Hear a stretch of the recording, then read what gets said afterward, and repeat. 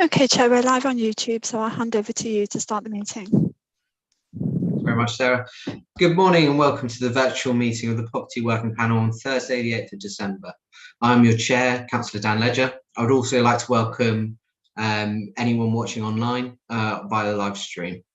This meeting can be viewed live, online, and will be recorded, so please bear this in mind throughout the meeting.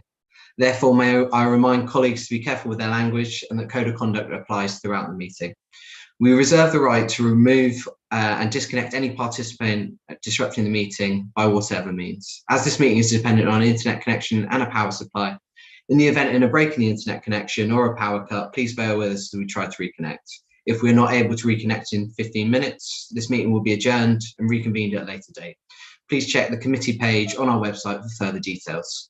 Colleagues, please ensure your microphones are muted when you're not speaking. This will help avoid any disturbance from background noise levels. Could you also keep your points short and not interrupt when someone else is speaking? Should you wish to comment, please raise your electronic hand and wait to be called. All councillors have been sent the agenda for today's meeting, and it can also be viewed on our website at eastdevon.gov.uk. We'll now start the meeting by doing a roll call of all working panel members present.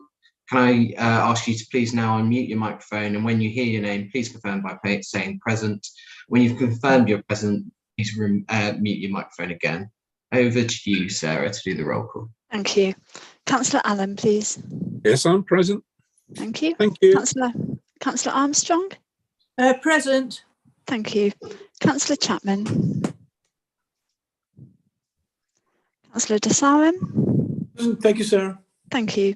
Councillor Ledger. Present, thank you. And Councillor Vixen, please. Present, thank you. Thank you. And I can confirm that we're correct today, Chair. Thank you. Okay, thank you. So the first agenda item is public speaking. So I can confirm that there are no members of the public registered to speak today. Agenda item 2 is apologies. Sarah, have we received apologies? We have apologies from Councillor Woodward, Councillor Jarvis, Councillor Bonetta and Councillor Hawkins.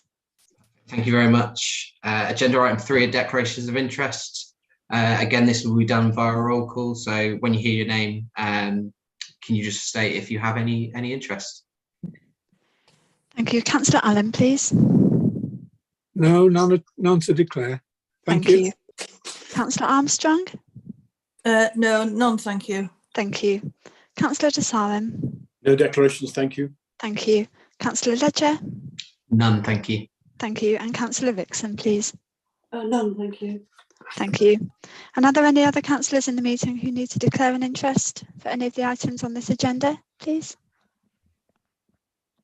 So No, thank you, Sarah. Oh, lovely. Thank you. I'll pass back to you, Chair. Thank you. Thanks very much. So we move on to the minutes of the previous meeting held on the 17th of October.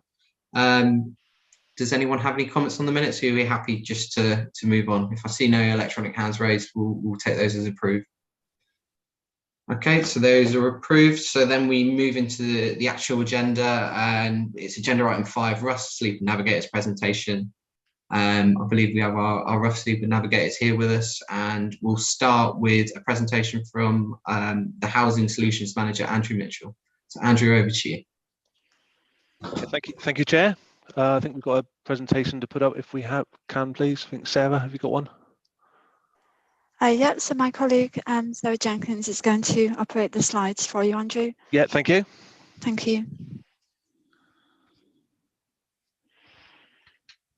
So I believe this is something that's been requested at a previous meeting. We put a press release out a while ago about the Rough Sleep Initiative funding we've been successful with. So a request was made, I believe, at the last poverty panel meeting about the work of the navigators to be discussed. So that is what we will show when it is starting.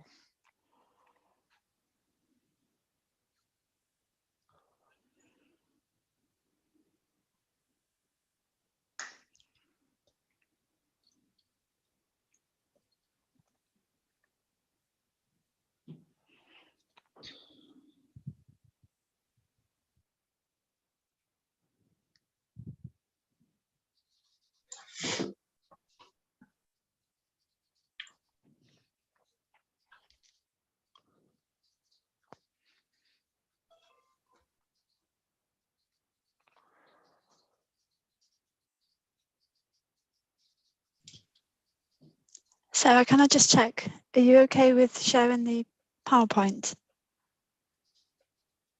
I believe Sarah's frozen.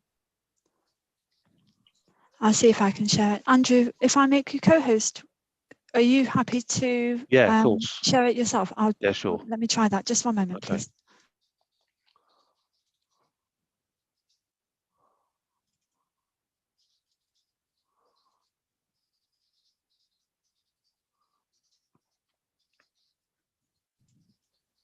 Okay, Andrew, you should be good to go now. Okay, can you all see the screen? We can't yet. No?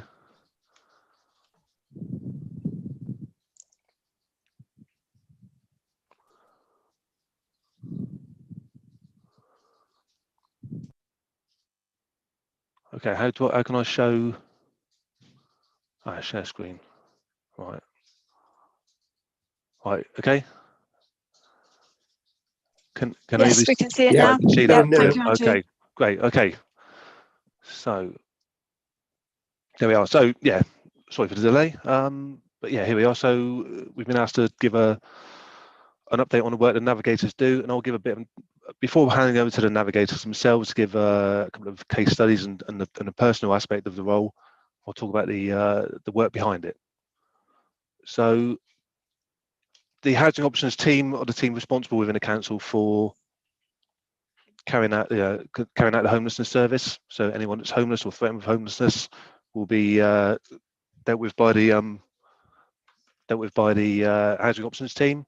This gives you some idea of the numbers of homelessness we have. So at any one time we have approximately 300 live cases. That's true at the moment, and our housing officers have about 30 live cases to deal with at any one time. We've had 489 homeless approaches in the first 6 months of this year. So this gives you some sort of idea of the scale of homelessness in the area. Obviously, rough sleepers are a relatively small element of that. This gives you some idea of the numbers, but obviously the rough sleeper, when everyone talks about homelessness, rough sleepers is always the thing that is discussed the most. Obviously, they're the most intensive cases and obviously the most extreme forms of homelessness. So over the last 4 years, I think we report all the time. We've always got an idea of how many rough sleepers there are verified, and it's usually between 2 and 16. At this moment is 8. We give an official count each year.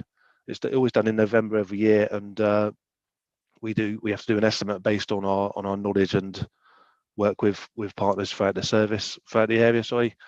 So it fluctuates quite a bit, as you can see. There's also a lot of seasonal fluctuations. A lot of people coming and going.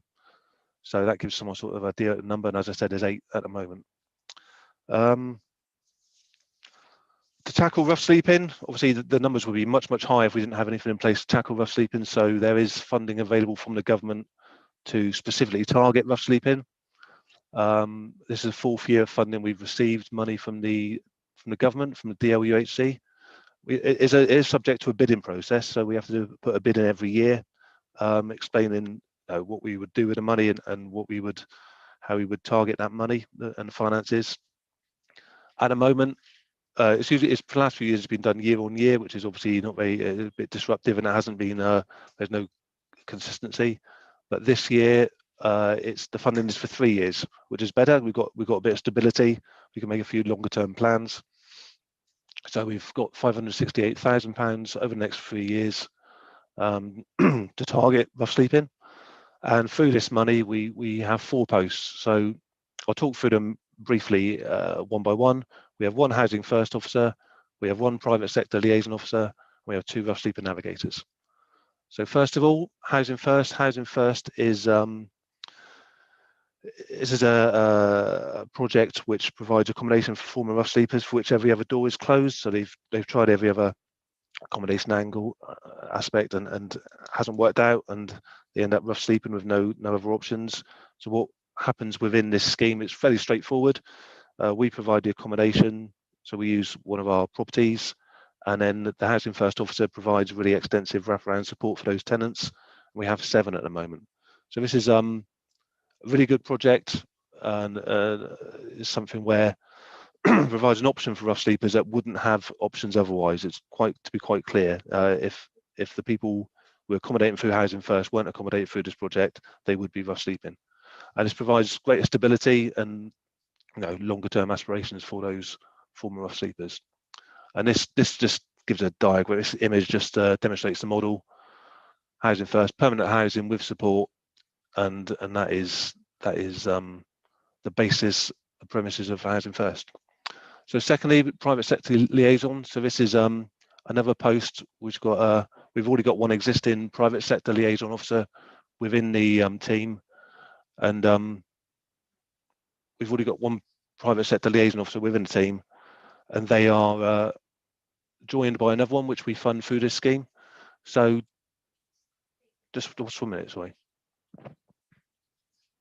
Yeah, so we have, sorry, I'm an open plan office. It's a phone call going on behind me.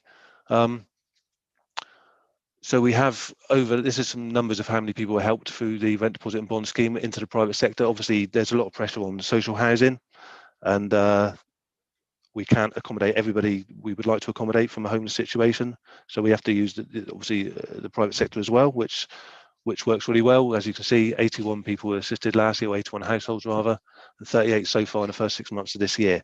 So this brings a second post. Finance brings a second post into this project, which obviously increases an amount of people single people who may otherwise be rough sleeping from homeless situations into secure accommodation.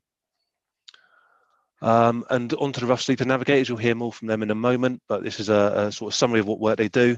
So basically, they are out and about all the time. They provide the basic premises of their role is they provide support for rough sleepers. They follow up new reports. So we're always getting reports from new rough sleepers from all over the district, from all different areas. They carry out outreach. They usually do it once or twice a week. So they go out really early in the morning while the rest of us are all in bed.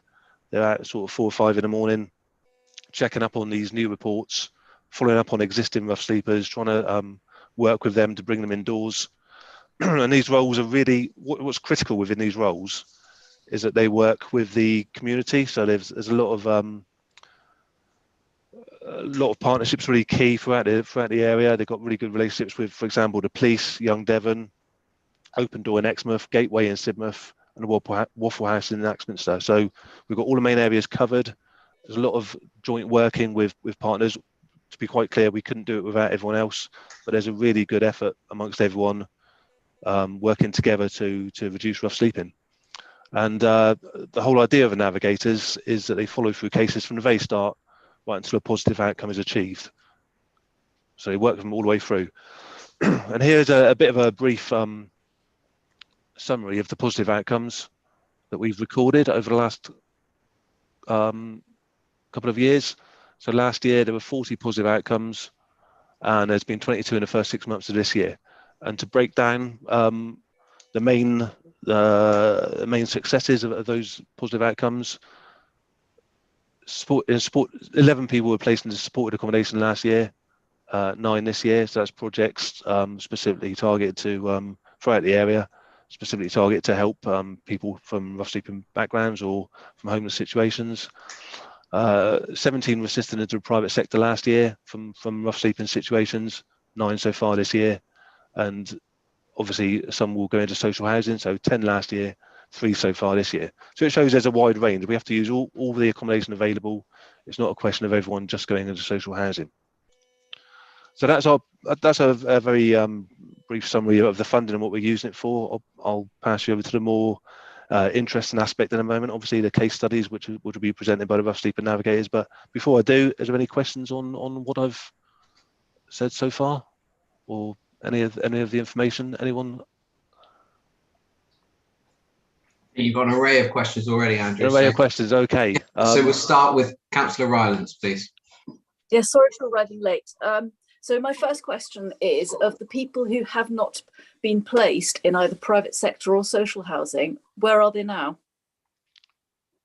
Well, some people, there are other, some people, there's sometimes people return home, sometimes people move on. There's quite a transient, there's a lot of people who do move around from area to area. So obviously we record the positive outcomes, but there are, there's 8 people out there at the moment. and that number changes constantly because people, it's seasonal as well. Sometimes people stay here for a while and then they move on. Sometimes people return elsewhere. Sometimes people, you know, are assisted into accommodation. So it's a number of reasons, really, a number of outcomes.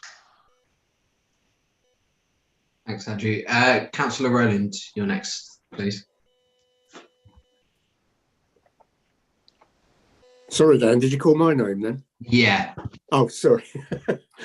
Thank you. Thank you, Andrew, for the presentation so far. I had a couple of questions in connection with the funding bid where we were successful with, I think you said it's £568,000. Yes. What did we actually bid for more than that? And what was the maximum that we could have received out of interest? That's one question I've got. Shall I answer that first? Was it in mind? Yeah. So you can apply for whatever you think is relevant. It's got to be, you have to show the need and in the area. So obviously bigger cities, bigger areas with a more rough sleeper issue will get higher funding. Sure. We have to show the numbers, and we have to really carefully and detailed explain, give a detailed explanation of what we're going to do with the money. So no, that is we got exactly what we bid for. Oh, that's Yeah, good. yeah. Okay. You often find that people that are in this situation often have dogs with them as well.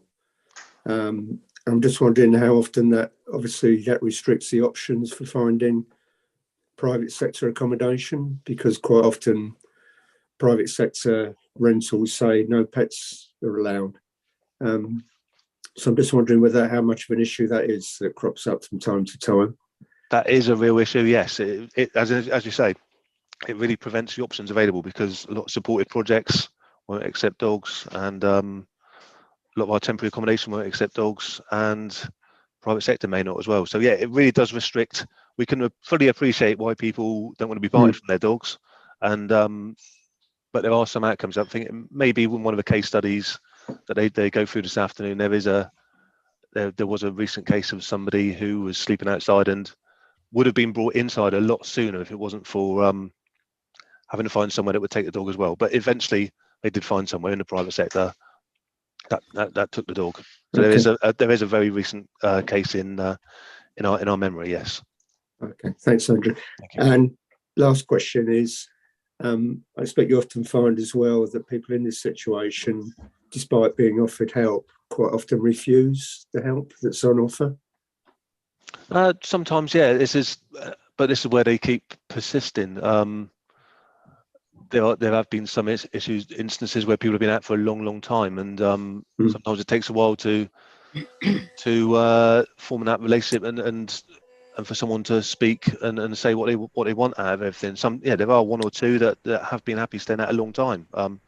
If happy is the right word, they've been content to, and then they haven't accepted the offers that are on the table. We always make offers to people about bringing them indoors, whether it's temporary or longer term. Some people don't want to go into shared accommodation, such as the projects.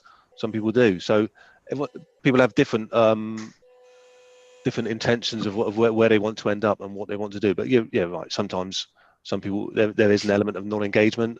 Sometimes engagement takes a while, but the thing with the navigators is they will persist. If someone is out there, they will visit them regularly, and they will carry on. So again, it might be in one of the case studies that they present later on, but in a moment, that sometimes it has taken a long time from somebody starting rough sleeping before they're finally brought indoors. And it's all about engagement, really. As long as someone wants to engage and has a realistic idea of where they want to be and what they want to do, then there can be a solution. Thanks, Andrew, and thanks, Chair, for allowing me to ask the questions. I'm not a member of the panel. Thank you. Thanks very much. Councillor Rickson, we come to you next, please. This may be a naive question, but I just wonder whether there's any common thread with how people end up homeless or why they end up homeless, and is there a sort of type of demographic, for example, ex-military or something which identifies some of them? Yes, there is. The ex-military hasn't been such a factor in this area, but there are. I think it's fair to say most of the rough sleepers have been male, certainly not all of them. And very often there are other factors as well, with complex needs or other factors such as drink or drug issues, perhaps. So yeah, I mean, there is an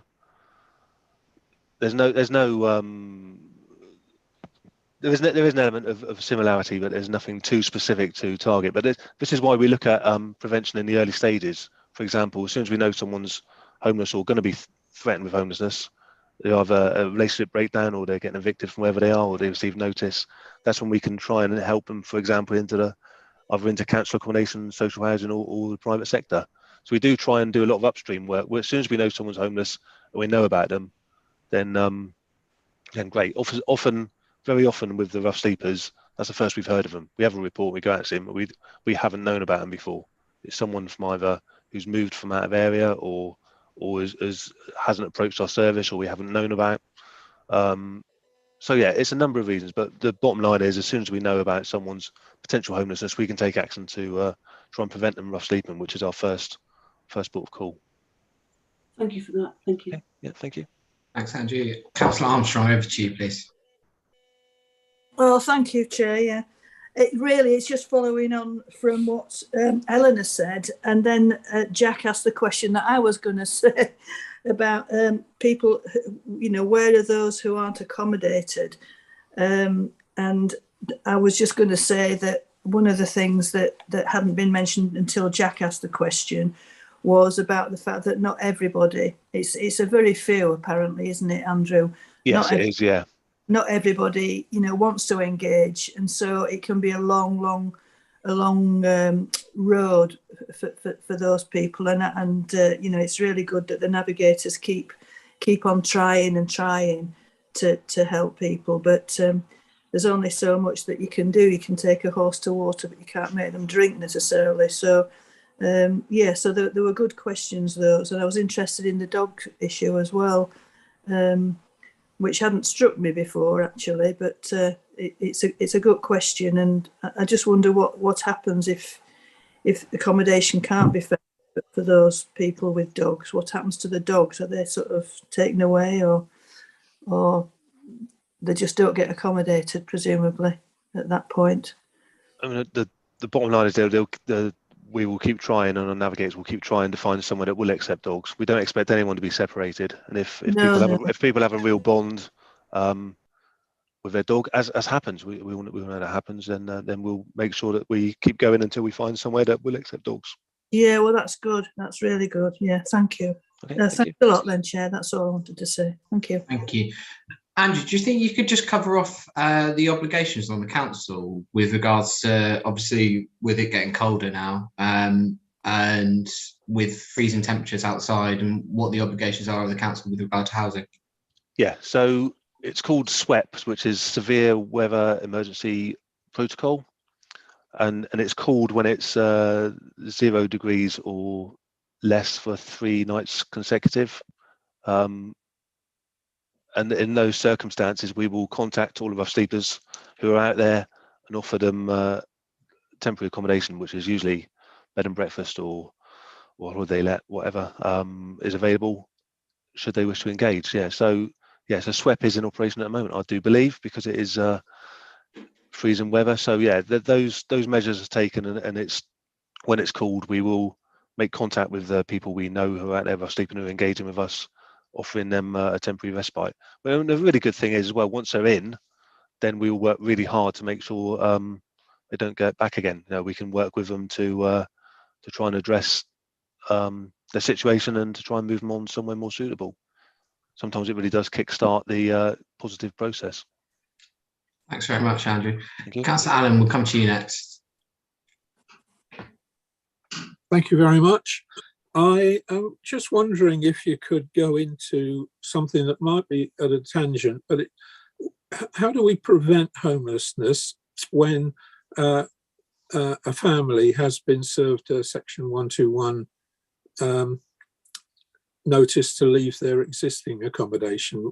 At what stage do we find we get engaged, and what can we do? I mean, first of all, that is a bit of a tangent at the moment, but yeah, as soon as we know about someone, as soon as we know someone is has received notice from their landlord, then the housing options team it'll be different part of the team than deal with rough sleepers, but the team will contact them and try and either prevent their homelessness, see if there's any reason why any method they can stay, liaise with the landlord. If not, we'll try and prevent their homeless by finding somewhere elsewhere. Okay. So yeah, so as soon as again, bottom line is, sooner we know about things, the better. So if someone is in difficulty with their tenancy, someone is about to receive a notice, or they think they're about to receive a notice, or when they receive one, sooner they get in touch with the housing options team, the sooner we can work to prevent their homelessness and prevent them from getting evicted or face a real difficult situation. Yeah.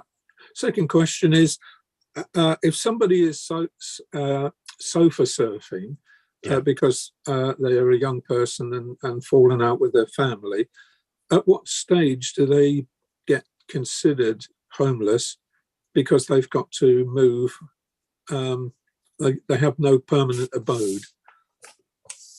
Yeah, well, we would consider those people as either homeless or threatened with homelessness. And then there are a lot of people who are in those sort of situations do approach us. Again, as soon as anyone's in that situation, or if someone's about to face one of those situations, they get in contact and we can see what we can do, as in looking at alternative accommodation somewhere, or a project, or anything that may be suitable. Yeah, and who would they contact? That would be the housing options team. Housing options. Yeah, housing options team. Yeah, the same okay. team. So yeah, so basically the main team, the housing options team, the housing officers will deal with cases like you just said, families receiving notices, or people sofa surfing, young people getting evicted by their parents. This group of the team we've spoken about today, the 4 posts, they focus solely on rough sleeping, but also some of it can be a bit upstream. Like I say, the rough sleeper, the private sector liaison officer will deal with young people or single people. As soon as we know they're homeless, they can try and get them into a private let to prevent them getting anywhere near rough sleeping. So that sort of upstream prevention work is key to what we do. Yeah, thank you very much. Okay. Sorry to show it to go off target. No, that's fine. No problem. Thanks, Andrew. I think we should move on now and hear from the rough sleeper navigators. Hi there. I'm Leah. I'm going to go first with a couple of my successful outcomes that I've had. The first chap is actually now 40 years old, and he did have council accommodation, which was probably over 10 years ago now. He was given that council accommodation because of his medical issues. He had hepatitis and he needed intensive treatment through the hospital, so he needed secure accommodation. However, this chap was a long-term heroin user and ended up losing his council accommodation due to drugs and antisocial behaviour. This chap had been using heroin since he was 14 years old because he got manipulated by an older man. He would buy him clothes and shoes, and then he would sell his drugs for him. So over many years, he would approach the council. He was in and out of prison for stealing, burglaries, but each time he would always disengage because he didn't trust any of the services. So the last time he did approach, a good few years ago, he'd just come out of prison, and it was really bad weather. He wasn't eating, drinking. It was freezing cold.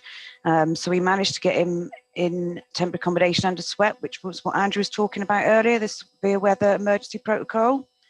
But the agreement was that we would place him in there as long as he engaged with myself, and I referred him to the drug and alcohol services, which he agreed to. So he put him in under SWEP. It took me a while to get his trust, but he did everything I asked him to do. I went and saw him on regular times a week and engaged with him. He was having his drug and alcohol tests weekly through Together, which he was passing. And then I put him forward for a council property down in Exmouth, and I had to put it to a panel. And I had to get lots of evidence from Together, doctors, myself, and put a case forward, which he was then accepted for that accommodation. And he's been there 2 years now, drug-free still. And he often sends messages saying it's my 6th month or my yearly anniversary of being in the property, and thank you again, and you turned my life around. But it wasn't just me, it was him engaging well with me and doing everything I asked him to do. So he's now drug free for quite a while, and he's very thankful. And it's quite nice because it does take quite a while to build up trust with them. So that was my first one. Another positive outcome is a chap who's now 53. He was a long-term rough sleeper for 6 years. He lost his accommodation in the private sector, but that wasn't his fault. The landlord sold the property. So me and my colleague Julie would always do weekly visits to him, see if he wanted any assistance, but he didn't want anything to do with us. He wouldn't talk to us. We had to disengage a little bit because he was getting quite aggressive. But then his tent was in like a private land bit, and the owner had to get him removed by the bailiffs because there was years of waste build up and rats, and it really wasn't healthy. Environmental health were involved. He then moved to another location, but then the police moved him on from there. And at that point, I think it was getting cold, and I think he realised that he needed some help. So I started to engage with him, referred him to Jobs Works, which he engaged with as well. Again, it took quite a long time to build up some trust with them. He attended every appointment I asked him to attend to. He was an older man, so I put him forward for a direct match for council accommodation, which was accepted. And he moved in recently, and we try and help them out with furniture and stuff and carpets, which are donated from different people. And he's moved in and doing really well himself. So yeah, a couple of positive outcomes there. And I think Julie's got a couple as well to discuss. Good morning. My name's Julie. I'm the other half of Leah.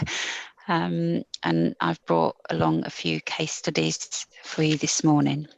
So my first one is a male aged 70 with lifelong addictions. He had lost his council accommodation through his antisocial behaviour. He had been street homeless for 3 years and was difficult to engage with. We continued to attempt to engage weekly and change tack each time to try and gain a rapport and some trust. We were often met by him telling us to get lost in a slightly more colourful language. Or if he was happy, we would listen to his renditions of Led Zeppelin or his other favourite songs. There were very few options for this client, given his past and his current behaviours and his difficult nature. In the last year, we finally got a breakthrough and some trust with him. We had worked that we had worked for. The client's health was deteriorating, and the realisation that he was 70, not 20 anymore, was starting to happen. We worked intensively with social services. We assisted him to a supported accommodation equipped to deal with addiction. He now has engaged with a reduction plan and has so far maintained his tenancy. The client had caused uproar in the community due to his actions, the debris and mess he caused, and his drunken behaviours and aggression towards members of the public. We constantly had to calm the community and go out and see members of the community. And the end result had a massive positive effect on them all. My second case is a female aged 62. This lady did have a dog with her aged 14, which was her lifelong companion. This lady has been homeless since 2020 due to massive arrears. The issue was that the lady did not fully understand the impact of her actions and how to deal with them. Many of this age group are undiagnosed with issues that would be more widely dealt with in younger generations. This caused weekly concerns from the community. So again, her options were very limited. We finally got the engagement and help we needed with her, and she now has moved into a social tenancy and is doing really well. The community then rallied round to help her, providing her with furnishings and other items. And it now has had a very positive impact within that community. The last story I'm going to share with you is about a male aged 36. He arrived fleeing violence from out of area. He was a dependent drinker. He desperately tried to find work, which usually he obtained, only to lose days later due to his alcohol issues. We arrived at his tent one morning. He was subdued and depressed, and we decided to go back later on to check on him as Leah and I flagged up concerns. When we arrived, he was unconscious and unresponsive. We leapt into the tent.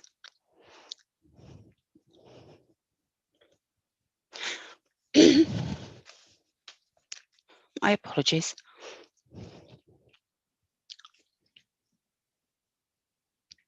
We leapt into the tent and Leah called the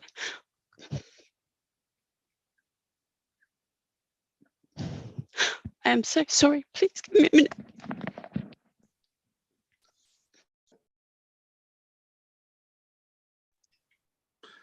Julie, please take as long as you need. My apologies, it's quite It's an emotive subject. Yeah. I am extremely sorry, but it does bring back quite a lot of very strong feelings at the time. Leah called the emergency services and I started CPR. He drew breath and we tried to keep him conscious, but he slipped away again. We repeated CPR and kept him going until the ambulance arrived. They took the client. Once he was well enough, he was placed in temporary accommodation and we got him a supported placement in Birmingham Bethel Centre. We provided clothing, food and a train ticket and supported him by phone on his journey up there as he was constantly nervous about arriving at the placement. He went on to get the assistance he needed. We have assisted others successfully into private rented accommodation also. We can have up to 30 referrals per month, and these come from StreetLink, members of the public, self-referrals, GPs, police and others. Our process is a long one and can take many months and attempts to achieve engagement and trust with someone. Our clients have often burnt all of their bridges for accommodation. It can be extremely hard to house our clients and we come up against many hurdles, but we always find a way through in the end. One of which is the housing cost element of universal credit at £449 per month. This doesn't meet a room in a shared house. Previous to the rise in fuel costs, our clients could not meet their basic needs on £320 per month to live, feed and clothe themselves. There is nothing left for housing top up. And these are just some of the issues we come up against. Thank you and my apologies. Please never apologise. Andrew, do you have anything else further to add, or should we just open it up to the committee? No, just thank you to Leah and Julie for bringing those cases. I'm glad they brought the. I'm pleased with the choices they made because it gives a wide range of the work they do and the, well, as you can see, critical work they do. So happy to open it up now. Thank you, Chair. Thanks very much. And I think I just need to echo Andrew there. It's just a thank you to both Leah and Julie, and just working alongside colleagues, the actual work that you do within our communities that really do change people's lives. I don't think that's always fully appreciated. So thank you. We'll start by going to Councillor Brewster-Siren, please. Good morning. Thank you so much, Chair. That was a really, as you said, a really moving speech that we just, or talk that we just heard.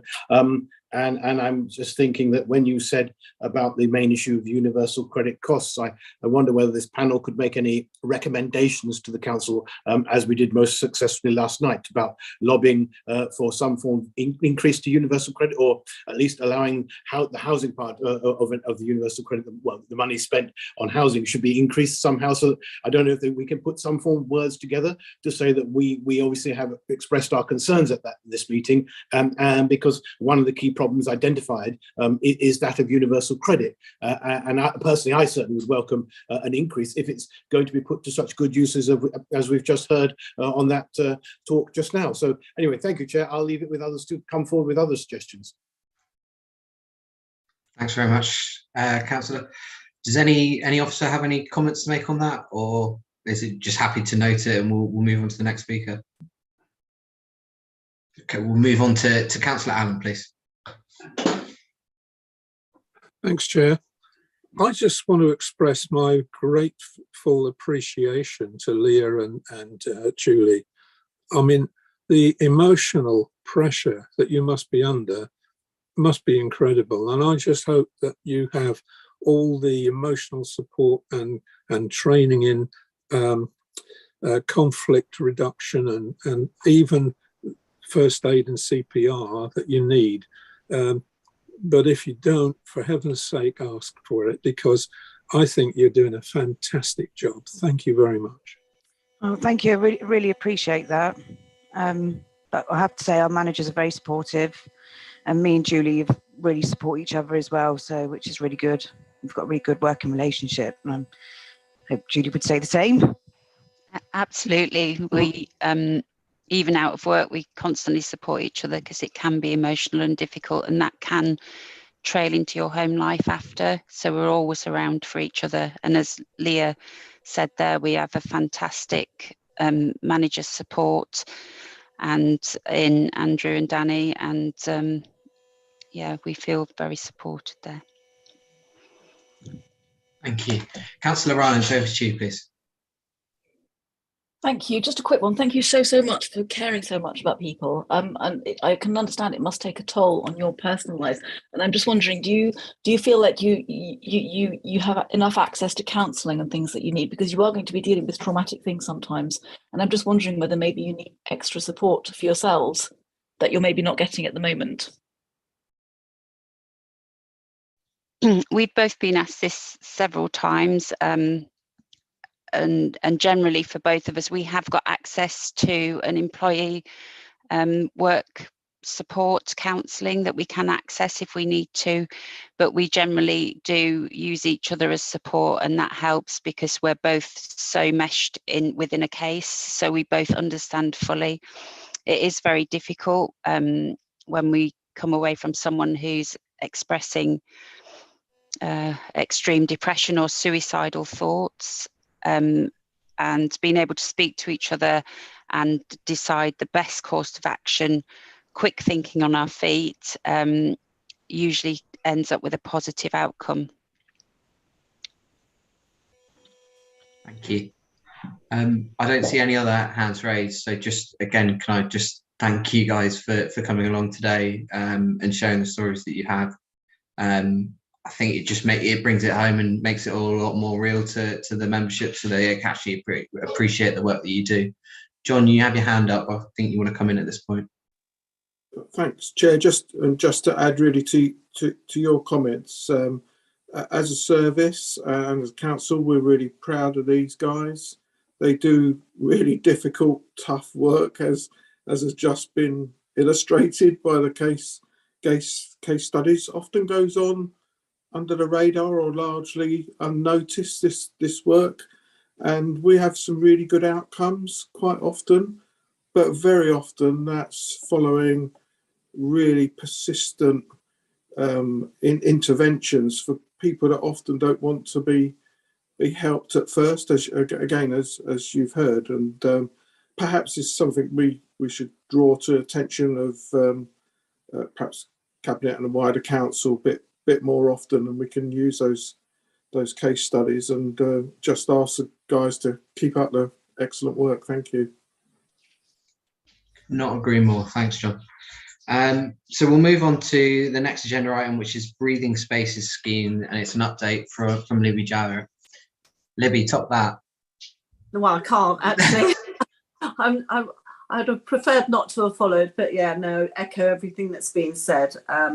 Really brought it home, the work that Leah and Julie are doing. But turning to breathing space, so this scheme came in May 2021. It's through legislation, and what this allowed was a mechanism for people to have a pause on their debts so that they could seek help, which is all run through the insolvency service. Uptake has been relatively low. A paper was circulated yesterday evening, first thing this morning, so apologies for that, and I'll make sure it's included in on the minutes. But it what I've just done is set out in there what breathing space is. So you'll have that for reference, and it will go into a bit more detail than what I was planning to cover today, but also the number of cases that we've had since this came into force. So in 21-22, we had 38 cases, so an average of just over 3 a month. And for 22-23, so far we've had 17 cases, so the average is slightly down at just over 2 per month. The main debts that are being tied up in breathing space is council tax debt, housing benefit overpayments and rental, and a few of our sundry invoice debts. We haven't seen any that have come in for business rates or where business rate debt is included, but obviously this is individual, and a lot of our businesses will be limited companies, so wouldn't apply. When people seek breathing space, there are a number of outcomes that can lead to. Part of that could lead to someone going through an insolvency route, bankruptcy, an IVA, an individual voluntary arrangement, or a debt relief order, depending on the level of debt. Or it can lead to a debt management plan. That hasn't become law yet, the statutory repayment plan, and looks like that's been paused, so it's going to be at least 2+ years before that comes in. So the only mechanism is, so what that means is a statutory debt repayment plan would mean that as a creditor we are bound by that, and so we wouldn't have any choice on that. Because that part isn't law, it means that any repayment plan that is put forward by the insolvency service, we're not actually bound to have to accept.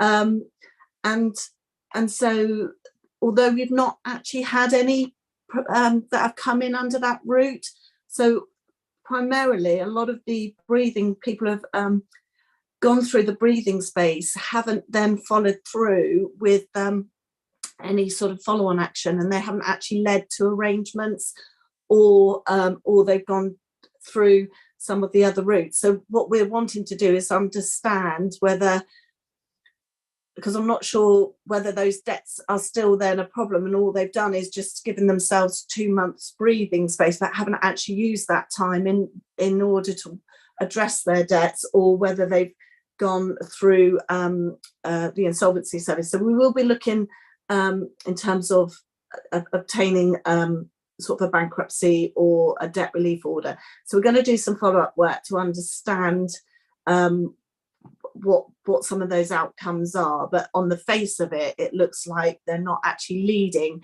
to repayment plans, and maybe it's because we don't have the statutory part of it, and that when that follows, maybe that will help to see an increase in numbers. So it is still early days. Obviously, with the cost of living crisis, we may well see more people falling into debt, or their level of debt's increased. That puts them into a position that they have to seek, support and look to address those. And so that's really where we are with that. There's a few pages that will be shared on how it all works and going into a lot more detail, but I'm happy to answer any questions anyone has on it. Thanks very much, Libby. Currently don't see any hands raised, so no. I think you've got off quite lightly there. So we'll note the report. Thank you for it, and move on to your next one if possible. So that's the Housing Support Fund update. Over to you again. Thank you, Chair. So apologies for the title on the agenda. It actually says an update on the Household Support Fund. It's actually primarily a briefing on the additional discretionary fund following members' approval at full council. They're meeting on the 19th of October, where they asked officers to investigate creating an additional discretionary fund using evidence from our dashboard and how this could be financed and resourced. Obviously, it is closely aligned to our Household Support Fund. So you will see in the briefing that there is reference to that because that scheme was considered by Cabinet on the 2nd of November, and we're in the process of launching that scheme. And that's providing emergency support to people who can't afford, need help with their essentials, and in particular with the energy costs. So our aim is to get that scheme live this side of Christmas. For members who weren't aware, I've put the link to the Cabinet report and where and how we were looking to utilise that funding. So 2/3 was going on targeted support and 1/3 available for open applications for people to seek help who weren't within those targeted cohorts. As highlighted, at this stage, we are looking to update the former COVID hardship fund policy and rename it the Cost of Living Hardship Fund, so that we've got a policy that's up to date and fit for purpose. There is already 257,000 of hardship funding available, and I know that was one of the requests of full council, was to identify funding. So we've actually got funding set aside. I'm not proposing at this stage that we look to increase that amount, but it is something that we will need to actively monitor. And should we find that demand for not only the Household Support Fund, that we utilise all of that funding, but also if this proposed policy is agreed, then we start to see those funds diminish, that we would bring that back potentially through the poverty panel, but if time didn't permit, back to Cabinet. So what we're looking at is our priority at this stage is to get the Household Support Fund live so we can get funding out. We are still dealing with applications, and we're dealing with them through our financial claims. So it's not that people can't access support, but there was about 200,000 that was through the targeted scheme, and we're keen to get that out this side of Christmas. So our proposed policy at this stage is to get that updated, which if poverty panel are in agreement, we can take through to Cabinet for their meeting on 4th of January, where we will utilise the funding that we have available. We've also built into that draft policy the flexibility that should we identify cohorts or groups of people that we can see are in need of targeted support, then we've got the flexibility to do that, and proposing that that's done in consultation with 2 portfolio holders, Jack Rowland and Dan Ledger for Communities and Housing. That will mean that we can respond quickly in January. Once we've got that funding through, we will also be able to look at what the take-up is of that Household Support Fund. So although we're targeting people, we still need them to confirm that they want that payment. And we have identified that with the discretionary energy rebate scheme, which was very much supporting households where there was a disabled member resident, there was a number of people that didn't take up that funding. And what we need to do is understand why, so that that can help inform our work going forward. And we really want to do that work in January. We also want to understand the take-up for those that we've identified for targeted support under the Household Support Fund, because again, that will inform our knowledge and understanding moving forward. We've also covered off in the report, we have got obviously quite a lot of work going on. Our priorities, the Household Support Fund. We're also have been contacted by BEIS, government department, regarding the distribution of the alternative funding scheme. We were on a webinar on Tuesday, and their proposals are for that scheme to be live in January, and local authorities will be responsible for administering that scheme alongside BEIS. We're still awaiting all the details around that. So just to explain, the alternative funding scheme is for people who don't have a relationship directly with a domestic electricity supplier. So for everyone who does, you're protected by the cap. So the price that you pay per unit is capped. But for those that maybe live in accommodation where they pay a landlord, and that landlord is on a commercial energy usage, so it could be a flat above a shop, and the flat which someone lives in, they pay an inclusive rent with their energy bills, and the landlord, because they're on a commercial contract with the energy supplier, they're missing out on that cap.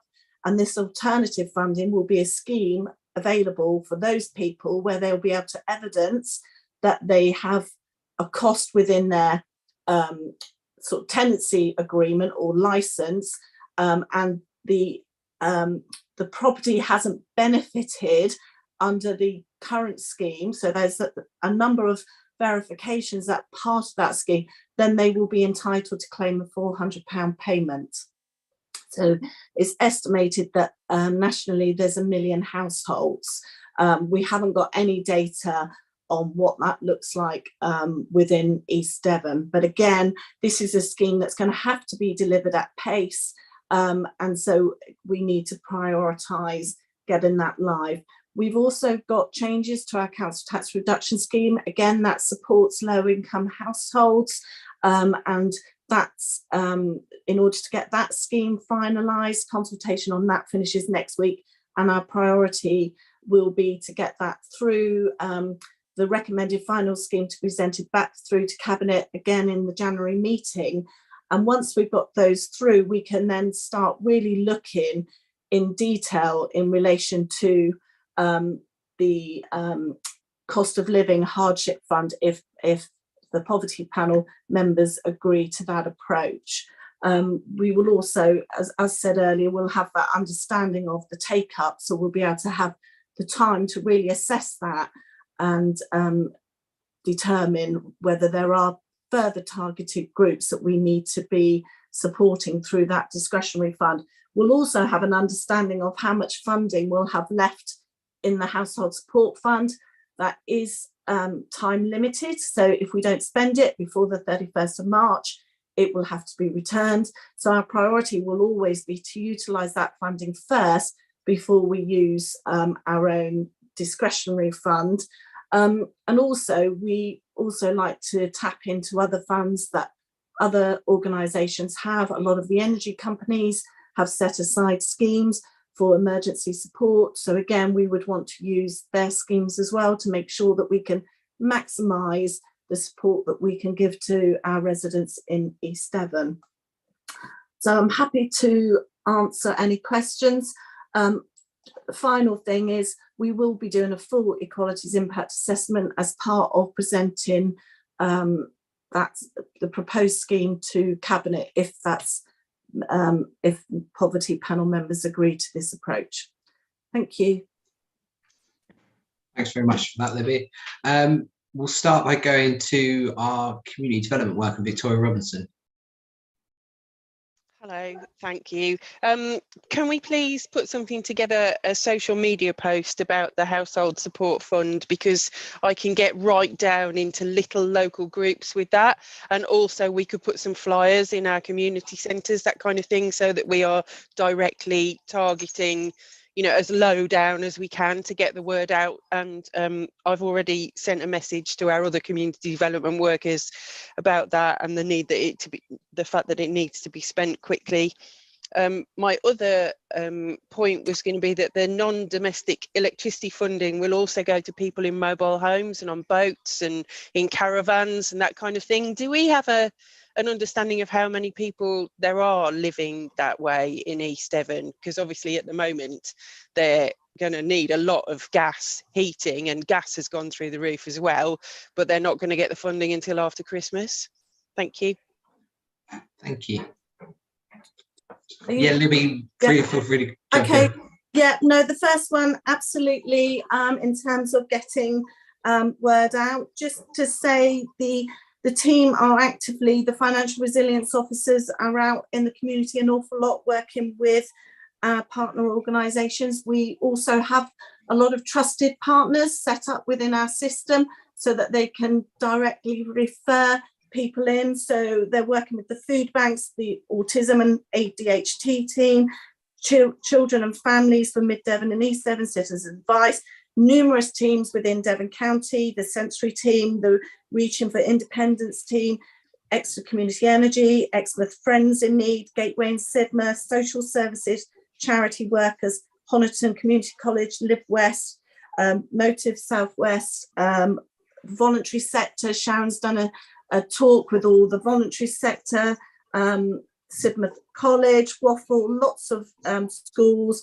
NHS, PCN, Waffle in Axminster. So the word is getting out there. Yes, we will absolutely do social media. That's already, we've already had conversations with the communications team on that, and there's a plan about promoting that, but we just need to get this scheme live before we start promoting. But there are lots of gateways and networks already established to with all of lots of voluntary organisations, doctors as well, who are aware of this scheme and are actively referring cases in so that we can get that funding out. In terms of the second point, part of the eligibility criteria, and we only got shared this on Tuesday and we haven't seen the full guidance, so there's lots of questions. It has to be someone's sole or main residence in order for them to claim. And one of the ways that will be expected for us to verify is using council tax data. So people who are living in caravans, mobile homes, as if they're on our records, then that won't be an issue because we'll be able to validate. If they're living there and they're not registered for council tax, then we will need to see the guidance for how they will be treated. It will also extend into care homes, this scheme. And again, we need to see the guidance on how that will work, because a district authority wouldn't know the residents of a care home because for council tax purposes, it's an exempt property. And social services would probably know that data, but I'm not sure whether we will have access to their data in order to be able to validate their sole or main residence. So there's still huge amounts of unanswered questions on this, and we're sort of in the hands of BEIS and their timetable for getting this live. But yeah, it is intended to go live in January. Anyone who's struggling can come to us now through our financial support scheme, and we will provide, we can look to provide emergency support if they need it. Thanks, Libby. So, Councillor Owen, we come to you next, please. Thanks very much, Chair. Libby, you'll be pleased to know I'm not going to ask you a question.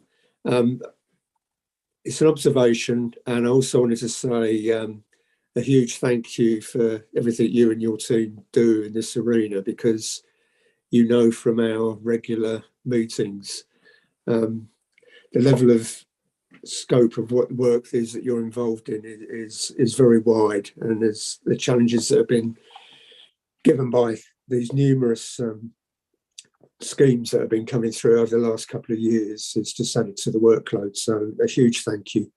The observation I wanted to make was how pleased I am that this council had a targeted way of dealing with that council tax energy rebate discretionary scheme. As everybody knows, for those properties that were in scales A to D, people got that money automatically. So people that fell outside the scope of that, that's why there's this discretionary scheme.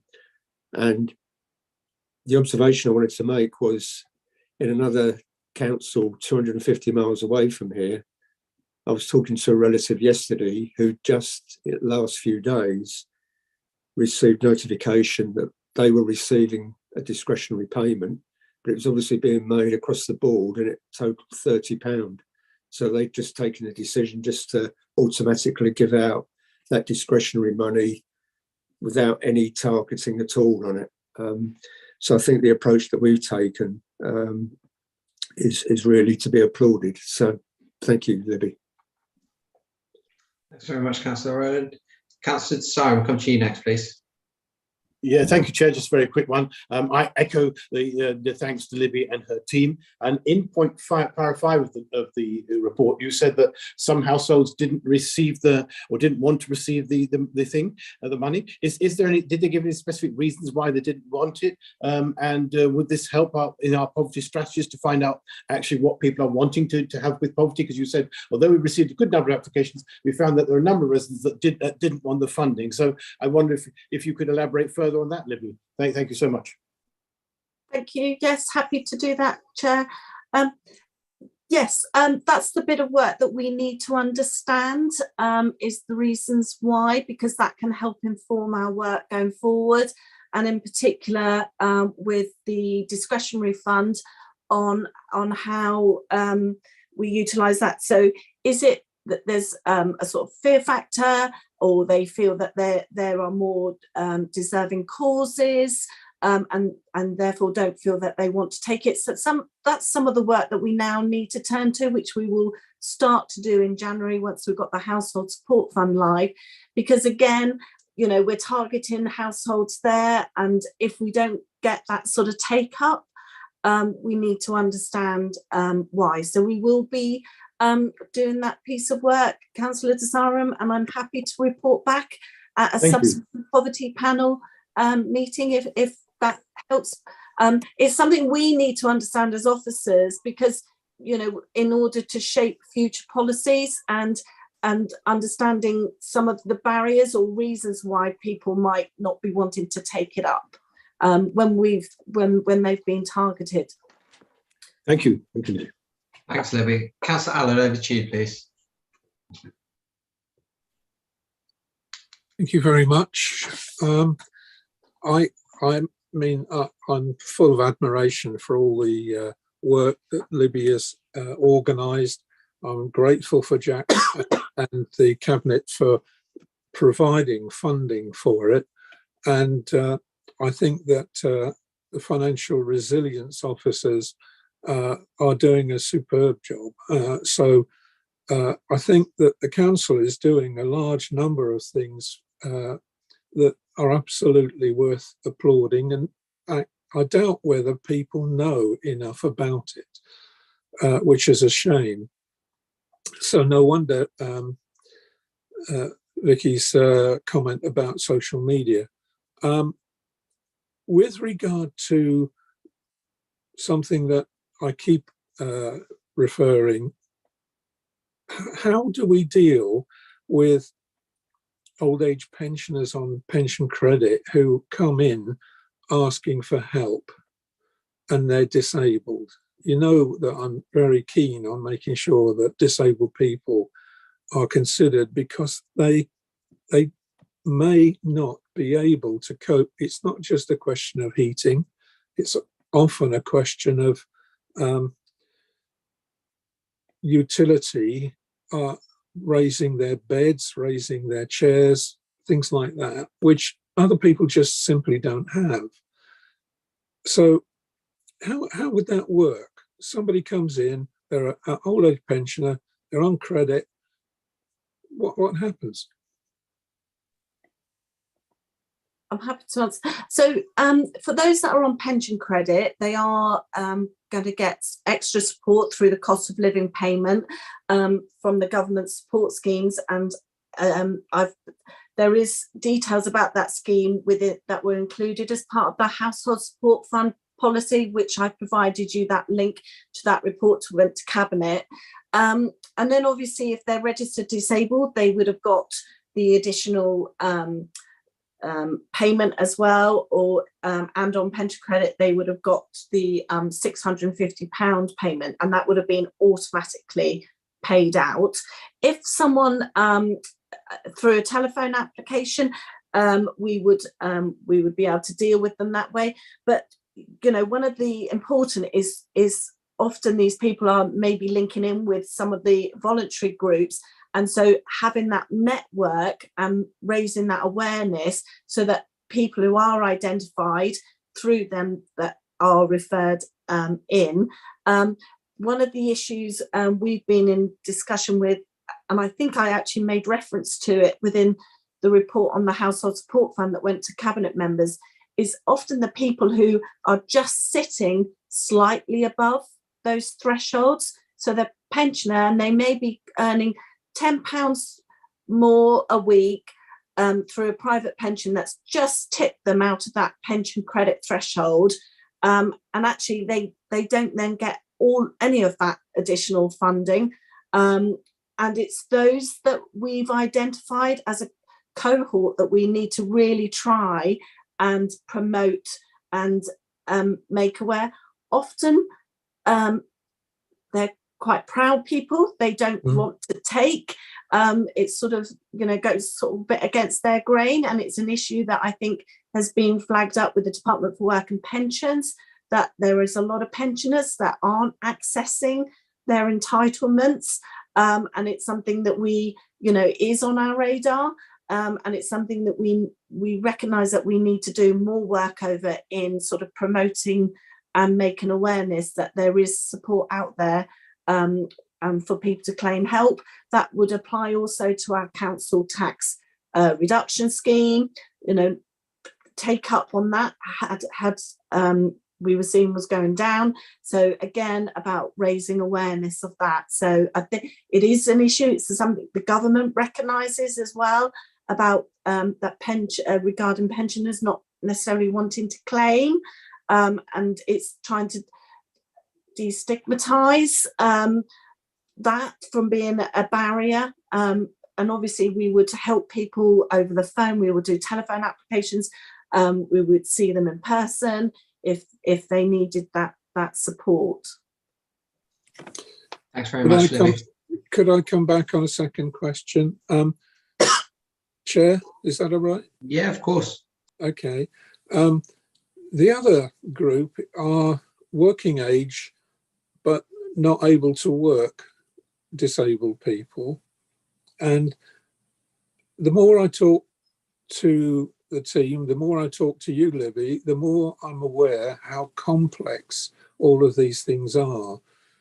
And I believe in equality, but I also believe in equity and fairness to people. And it's pretty clear to me that people who are physically or emotionally disabled don't get a fair deal from the many schemes that exist.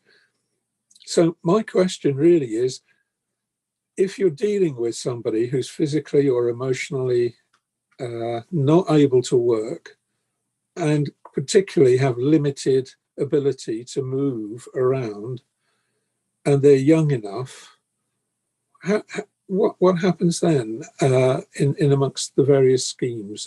Have we got enough flexibility to help them, or do we still need to work on identifying them? That's really what I'm trying to find out. I've got Sharon on the call. She's more closely linked in with what's happening on the ground on some of these cases. I would like to say that our schemes have got that inbuilt flexibility, and that those that are in and where there's a need, that they would be supported like we would with anyone. We know from our poverty work that we've supported and directly supported and targeted households where there's been a disabled resident for support. But Sharon, if Sharon's able to expand, I'm happy for her to come in. Yep. Hi everyone. Yes, so some of those people, we do know who they are due to the dashboard and our benefit data.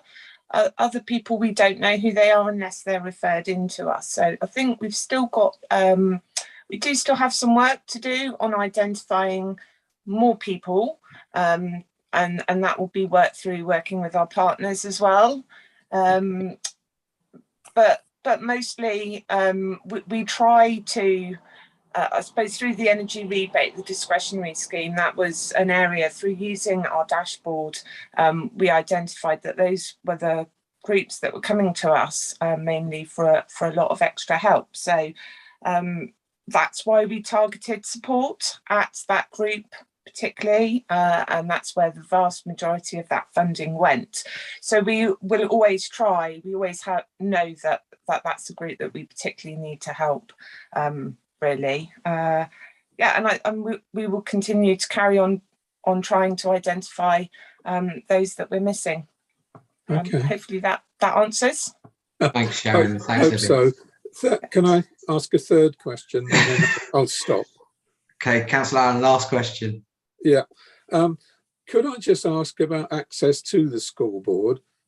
I was hoping that we would get it each poverty panel, because we have skipped some, and the other issue there is access by councillors to ward level or town level access to help them figure out what to do locally.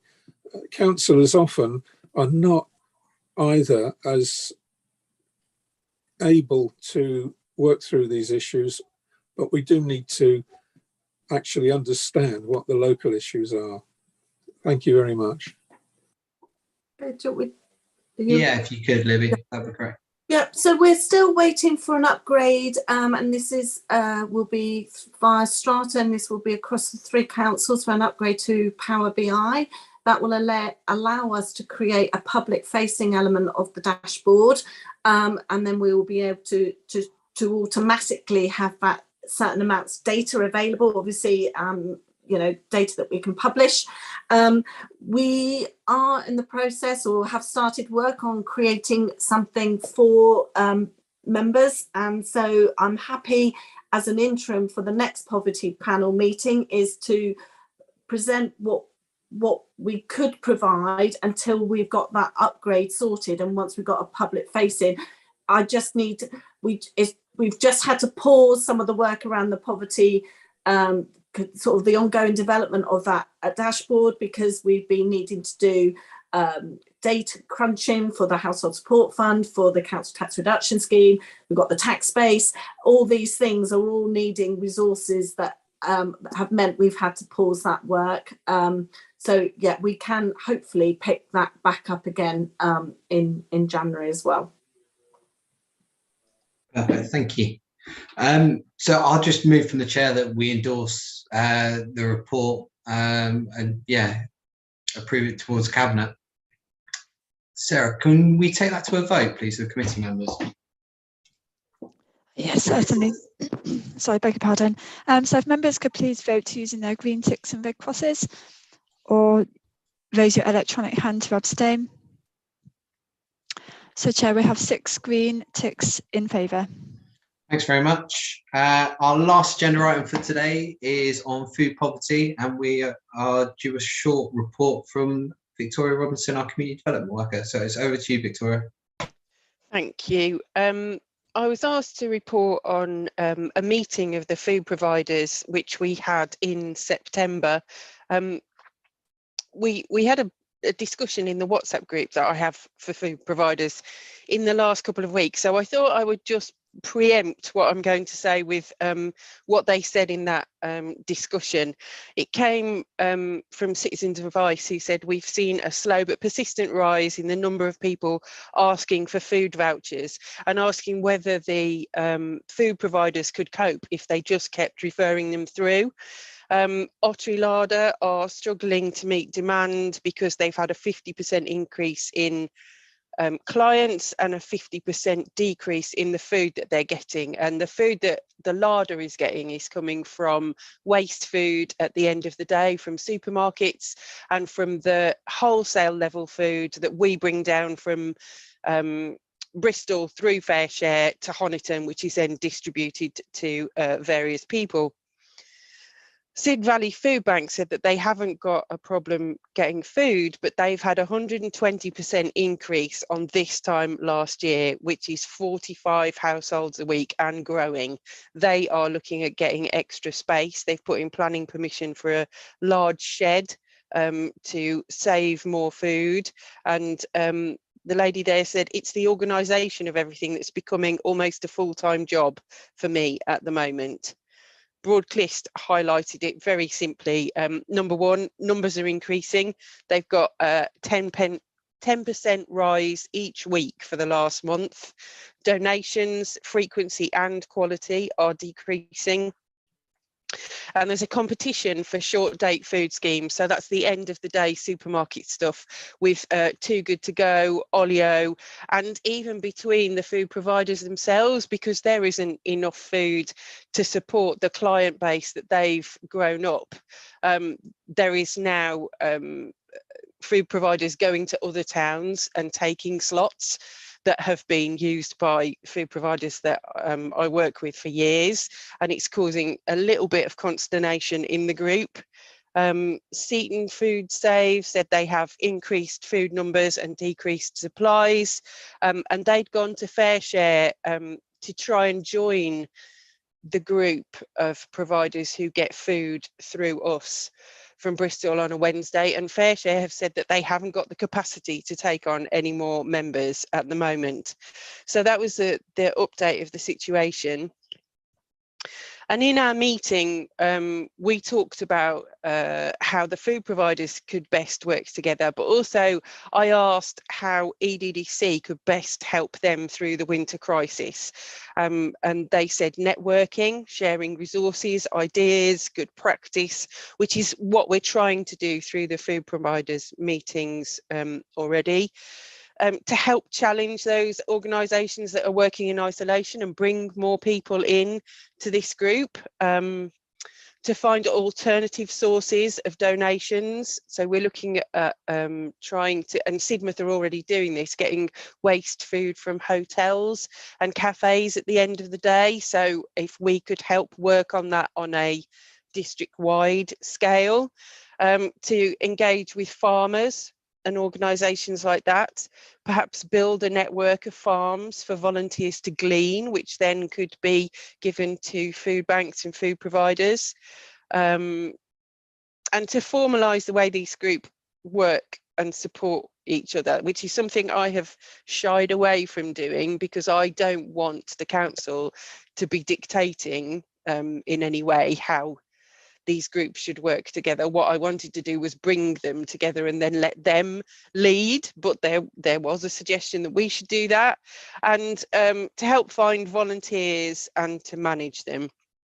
Also with funding, so a donation towards the FareShare costs, help with utility costs for the food providers, because obviously they have to have a space to store their food and then to give it to their clients.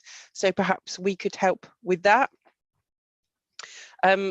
Between now and Christmas, although there's not a lot of now left, there's always a shortage of food. And then in January, we have a bulk of food because supermarkets always overorder. So they hold on to all that until the very last minute. And then in January or Christmas Day, Boxing Day, they give it all away. And last year, Exeter Food Action froze hundreds of turkeys from Sainsbury's, and I was giving turkey to my families that I work with well into February. And I said to a few of them, are you sick of turkey yet? Do you want any more? And they're like, no, we've been making pies and curries and it's great to have it. So this last bit is really hard for them, but then in January, it will all get easier. Funding, just money is what someone said. They suggested activities that we could do, like a voucher system to save volunteers shopping and to reduce the stigma of asking for help. Do you know, I'm going to have to go back and work out what that meant, because I think this means that volunteers are buying food for the food providers. Anyway, I'll work out what that means. Giving us spaces to grow food, such as community farms, allotments, and then help educate the people who are coming to the food providers on how to grow their own food. Community activities such as cooking the waste food and eating together, and free up more housing land for allotments. Publicity.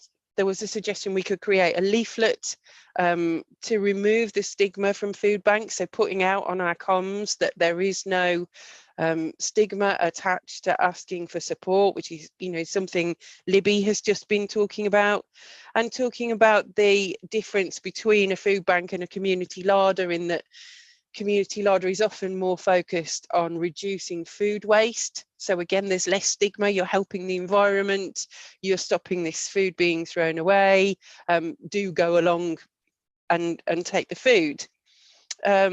Space, they also asked for a space to store long life food and a dry store, so that they didn't have to put it on their properties. You know, as we've seen in Sidmouth now, they're trying to have to expand their property to store the food that they've got, but they wondered if there was any way we could do that to help them.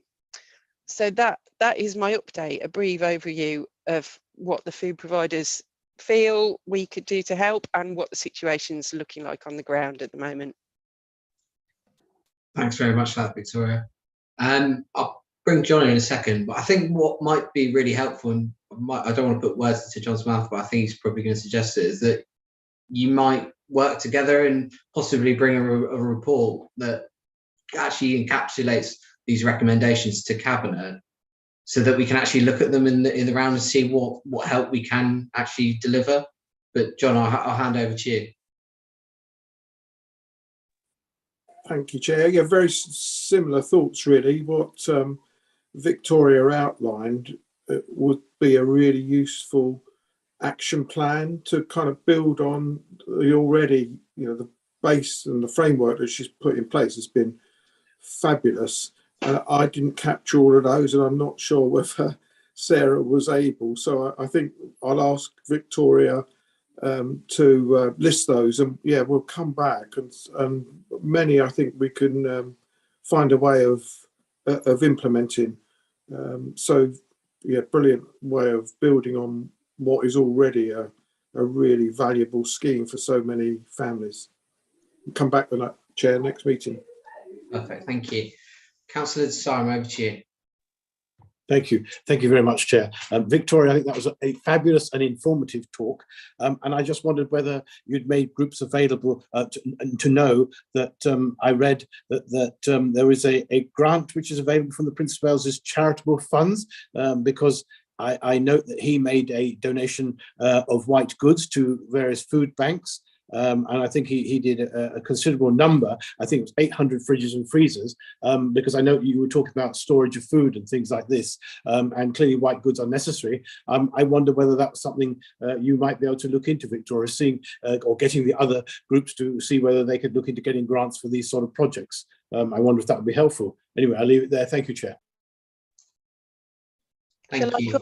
Shall I come back on that quickly? Yeah, just jump in whenever you like.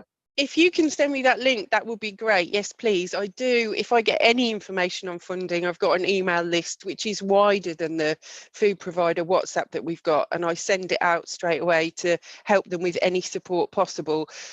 They can also get white goods from a charity called Hubbub that support community fridges and community larders, and that's great because it gives them policies and procedures. It talks to them about the food safety qualifications that they need to have and that kind of thing. So they've got a national support network, and I quite often refer groups to that as well, so that we as a council aren't leading. That's not what I want to do. I just want to bring them all together so that they talk to each other and give them the right signposting to get whatever they need.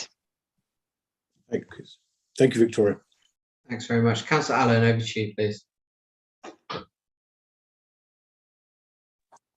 Yeah, thank you, Chair. Just an update and perhaps a helpful comment from Honiton's Food Bank.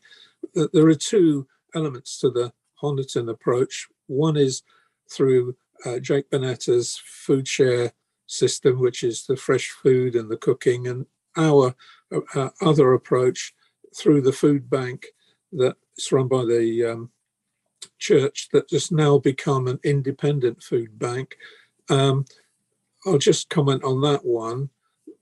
Both groups are supplying somewhere between 120 and 150 food parcels or food deliveries per month, which means that really, I would guess, Honiton and Exmouth are probably the areas that particularly need help in terms of poverty problems.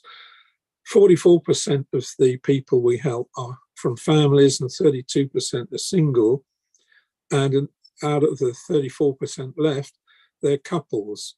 So it's a very mixed variety of people who are coming. We got about 14 volunteers in the food bank. It's run by Teresa, who is fully funded by the church, and have 4 delivery drivers and 6 volunteer collectors. So we've got a lot of voluntary sector support, and we seem to be receiving a lot of good food supplies. I think that really it's down to local action, and I think Victoria's absolutely right to remain as a liaison point rather than take over and do the supply work, because I think it would involve us having to hire a lot of extra people if we took responsibility for it. And anyway, the communities are working very well. However, I do think that more publicity about the surge in demand might well help in those areas that need it, particularly as Ottery has had such a rise, and so has Sid Valley. Really, a bit more publicity about what's available and why it's not a case of stigma. We find a lot of people have just fallen into a temporary problem and they can get out of it with a bit of help. And this council has arranged so much in the way of help and so much in the way of an ability to help people through these bad times that I think we should shout about it a bit more. And particularly now that Victoria's got so many contacts with the food area, for which I'm really grateful, we should push out more publicity about that availability. Thank you ever so much for all you do. Thanks, Councillor Allen. Councillor Ronan, we'll go to you next, please. Thanks, Chair. I just wanted to say thanks to Victoria as well, and thank you, Victoria, for attending the last Community Grants panel meeting, because we were actually considering the fund that's trying to tackle poverty situations. And I was particularly interested in the one that came forward from Project Food, based in Axminster, although they cover a much wider area than just Axminster, because that is their bid was in connection with working with a local farmer as well, which was great to hear. And I think because we're very much a rural district, was something that could be replicated hopefully elsewhere in the districts as well. There is still quite a, although we distributed £31,000 out of those bids that were put forward that day, we're just issuing a press release to say what's still available and how people can apply. So I'm hoping that a lot of other organisations such as Project Food will take advantage of this particular fund and hopefully come up with more innovative ideas where they can work with local farmers as well. So I just wanted to let panel members know about that as well. Thank you. Thanks very much. Councillor Ryan, it's over to you, please. Thank you, Chair. So I just wanted to add a small corollary to what Victoria said from the figures that came from Broadclist, and that's that although demand is rising exponentially, well, not exponentially, that's probably the wrong use of the word, by 10% every week, Another problem that happened late last year was the removal of best buy dates on loose fruit and veg. Now we tried to hand out boxes that are very balanced to people, including fresh fruit and veg for people who want them and can cook. And what's happened since the removal of best before dates and best buy dates on loose fruit and veg is that there's far less of that available, and when it does come, it's already on the edge of rotting. So we do have a supply problem. So until late last year, I would have said that actually the major problem with food poverty wasn't access to food, it was the distribution of it. That some people have got too much and some people just don't have the means to even buy basic food, because as soon as you start working with a group like Exeter Food Action, you realise quite how much food is washing around the system. It's just that some people don't have access to it. But now what's happening is that actually even the food schemes are having less access to the food because there is less available, because everybody, including Tesco, are tightening their belt now. For Exeter Food Action, almost the Cinderella of food action in Devon, to be honest. You know, they go out in the middle of fields in November gleaning pumpkins. They pull together teams of volunteers and go out collecting pumpkins and all sorts of leftover produce and parsnips. So the farmers who know when to call Exeter Food Action. They know when they're not going to be able to sell a field of produce, and they call for help, just basically picking it up and redistributing it. And Exeter Food Action is a logistics hub. It's extraordinary. You know, they almost at certain points in the last few years have had too much food in, but they have such a huge network that they know how to disperse it quickly, which is the kind of the important bit. Getting it out of the door quickly is really important. So all I would say is that Exeter Food Action is probably your people. If you know of any farmer who's trying to get rid of a field of parsnips or potatoes, because they've got access to the volunteers and they've got the network to redistribute them quickly. And I know that a lot of our local groups, you also borrow and to take and give to Exeter Food Action. It's just the most extraordinary setup. And if anybody would like to be involved with it, I'm sure they always have need for more volunteers, especially when it comes to going to pick things out of fields. So it's the thing, it's at that sort of stage, they tend to lack volunteers. But thank you to everything you do, everybody who's involved in this, because it makes a huge difference. And as Councillor Allen said, it can turn families around. Just giving them that extra little bit of help when they need it, give them the freedom to turn their lives around. And I could tell you about a case, but I don't have permission to, where the family really needed that help for about 2 or 3 years while they were going through a particularly difficult patch, and now they're absolutely fine and coping. So thank you for everything you do. It is crucial what we're all doing, and we just need to keep doing it, even if it's getting hard. Thanks. I do work really closely with Elizabeth. In fact, they've got a glut of milk at the moment, so we're having a pallet of it delivered to Honiton next week, and it's going out to some food providers. And what we're really trying to do is not have the food going into Exeter Food Action and back out to us. One, because they haven't got the space, but two, because we're adding food miles to it. So Exeter Food Action used to have a box in Ottery Sainsbury's next to Ottery Larders, and we've had that taken away, because what is the point of taking the food from Ottery to Exeter and then them going, oh, actually, we've got too much, we'll bring it back to Ottery. So what we're trying to do is take away that centralisation from Exeter Food Action and keep it within the district. So if we as a council could link farmers to food providers in their areas, and I know that Pippins in Axminster are already working with farmers, and I was going to say someone else, it's gone straight out of my head, sorry, but we've got several food providers already working with farmers. And if what the food providers were saying is, because we're a recognised larger organisation, if we could talk to the farmers and go, you need to be talking to this tiny little group here, and kind of make those relationships happen, and then again step back and let them carry on, that we might have more clout creating that situation. So that's what I want to do. I want to decentralise from Exeter Food Action, because Elizabeth never has a day off. Her phone is going off constantly. If we could take a little bit of that off her and centralise it in E7 instead, then we would be helping food miles, we'd be helping with distribution, and we'd be helping Elizabeth concentrate on, whatever else she's doing all hours of the day. Thanks, Victoria. Councillor Armstrong, we'll go to you next, please. Oh, thanks, Chair. Yeah, thanks for that, Victoria. Really interesting. And I apologise in advance if I didn't pick up, because you said such a lot earlier on. And hopefully it will go into some sort of report so that we can see it sort of in black and white.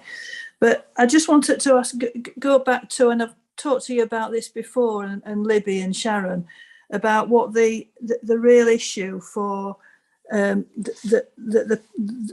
of the main reasons the Poverty Working Panel was set up was to look at the root causes of poverty, food poverty and all other sorts of poverty.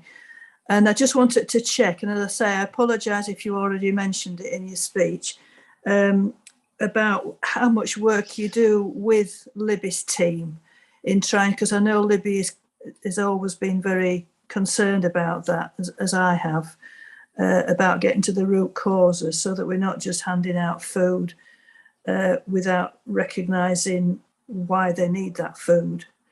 So I just wanted to ask, how much link do you have with Libby's team? I'm sure you do, but I just wanted to clarify that, if you don't mind. Thank you. Well, I do regularly send around updates to all the teams to ask for referrals. Steve in rentals, he's absolutely brilliant. I get a lot from him and from estate managers and that kind of thing. So the information is out there about what we do. And if I talk to food providers about what they think the biggest cause of poverty is, they will say universal credit. Right. Across the board. Yeah. Is that it? Yeah, I think that was me, succinct and to the point. I just wonder whether I don't want to embarrass Libby, or Sharon, whether you have any comments through the chair about that, and any other thoughts that you might have about the root causes of the food issue particularly. If you feel you can't say anything, that's fine. I understand. Don't want to embarrass you. I don't know if Sharon wants to come in. Obviously, we've got our social resilience poverty dashboard that's sort of highlighting some of those underlying issues of why people are coming for emergency support. And it's not, we're not picking up that it's universal credit. It's more issues underneath that. I know through some of the work that we're doing, part of what we have identified is that people aren't always getting their correct entitlements on their universal credit. And I'm sure that Sharon can provide you with some case studies on the work that the team have done and identified that people haven't been awarded the correct housing element of their UC award. They've been underpaid, they're missing certain components, especially if there's a disability. And so part of the work that the team will do will be to look at that to make sure, and we have had cases where people have been underpaid by about a minimum, around £90 a week. Well, that will create someone with the issues of not being able to afford food and other items. Sharon, is there something more that you want to add on that? Because I know your team are dealing with that a lot. Yeah, they pick up all sorts of things. There's lots of underlying reasons sometimes, and sometimes somebody could have a number of those. Sometimes it's mental health, that they just can't navigate the system. The universal credit system will get across what issues they're having to the job coaches. So they might be expected to work, but actually they can't. And that's where we would link in with the other partners to provide that support to help them get back to work, to be able to get a bit more money. Others, as Libby's mentioned, don't always apply for the correct element. So a lot of the time the disability element gets missed off. And again, that we've not really been able to establish why that is. Whether that's part of the form or whether it's a universal credit form, of course, or whether it's because they don't know how to update journals properly. So that there is work that we're still trying to understand that part. And sometimes people just struggle just navigating the system. There is obviously issues with the 5-week delay in people getting their universal credit. But that has been a small part of what we've seen. Now that we're only dealing with the more extreme cases because we're not seeing everybody on universal credit. So what we pick up might be slightly different to what food providers see out in the community because they've got large numbers. But that's where we're keen to work together in partnership so that we can understand all of those reasons and see what we can do about it. Yeah, thanks, Sharon. Chair, could I just go back to Victoria a second? Is that all right? Yeah. So Victoria, I suppose that's the kind of thing I'm thinking of, that you and all the people that you work with, all the various groups and so on, are in a good position, could be in a good position to sort of ask those sort of questions of the recipients of the food. Obviously, in an appropriate way. You don't want to just dive in, and I'm sure you wouldn't do that anyway, and ask them outright, you know, why you're struggling. But to try and get that information out of them, and then sort of refer onto Libby and Sharon's teams. I'm sorry if I'm teaching grandmother to suck eggs here, but that's a way forward, I'd say. And you may be doing that already, so I apologise if you're doing that already. I think the traditional food providers, the food banks, do have referral services. So something I got from Citizens Advice a little while ago was they said our current process is to set up the client fully, which means at least 30 minutes of getting consents, doing basic checks on income, benefits, expenditure, etc. To do a full income examination takes a couple of hours, and we do not have the volunteers to do all that. He said, I'm confident we do more checks than any other referrer does.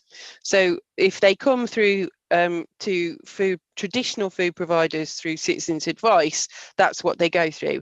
If they're just going to a community larder or community fridge where the emphasis is more based on food waste, then so many questions aren't asked because you don't have a referral. You just go in to take the food to stop it being wasted, and it's not a byproduct, but you know, it's almost on the side that actually we're reducing food poverty at the same time.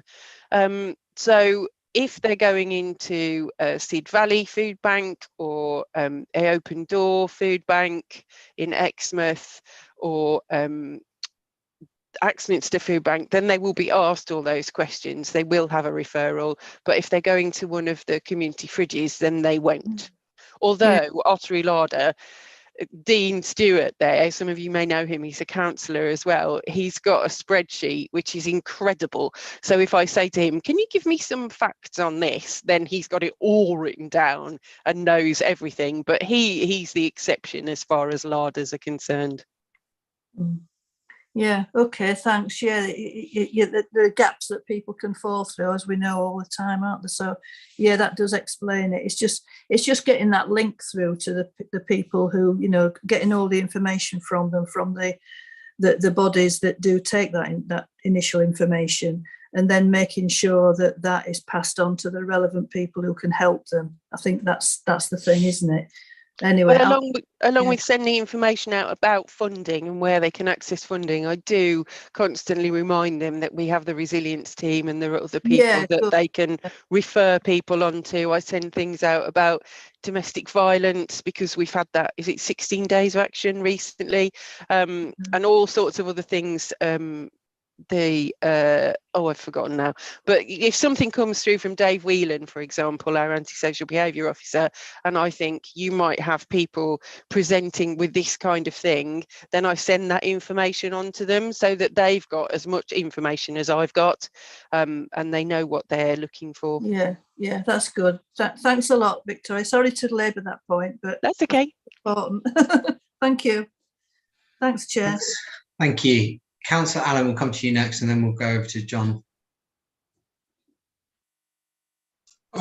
I am a little surprised because John's been waiting so long, but I'll just comment.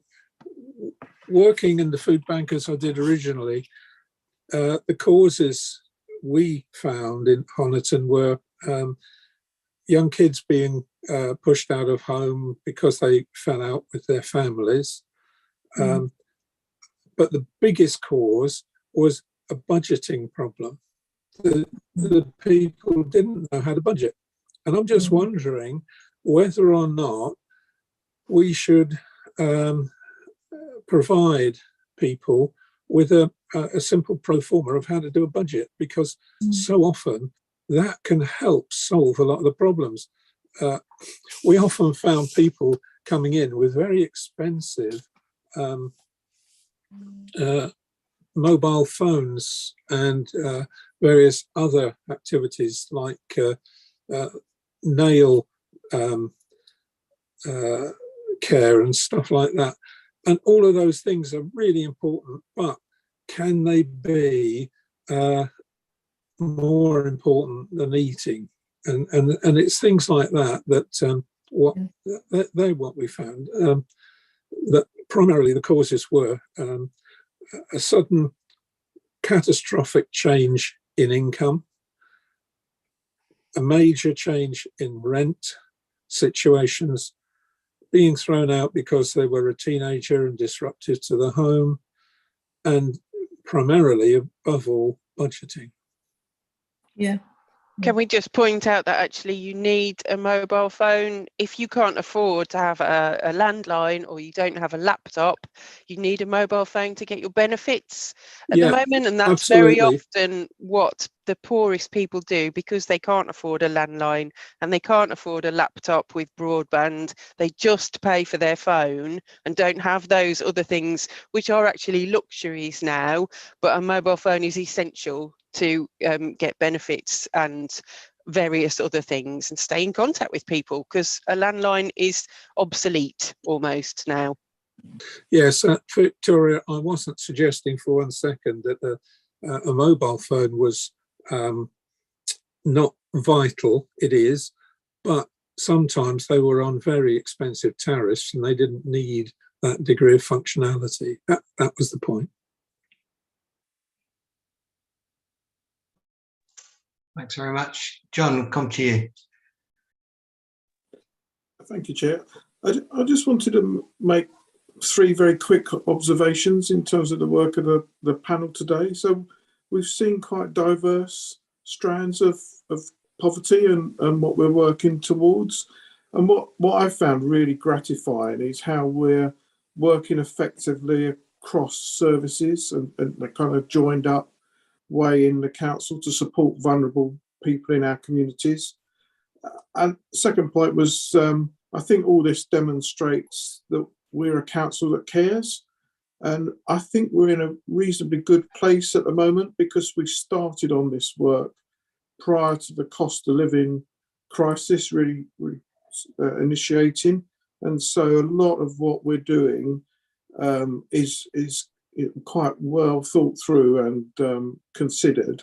And the final point is that there is so much to do here, but it's become clear to me today, if we need any reminder, that a lot of our interventions are really improving the quality of life for people that are really struggling in our communities. And all that justifies the work of the poverty panel and coordinating this quite wide range of stuff that we're offering now.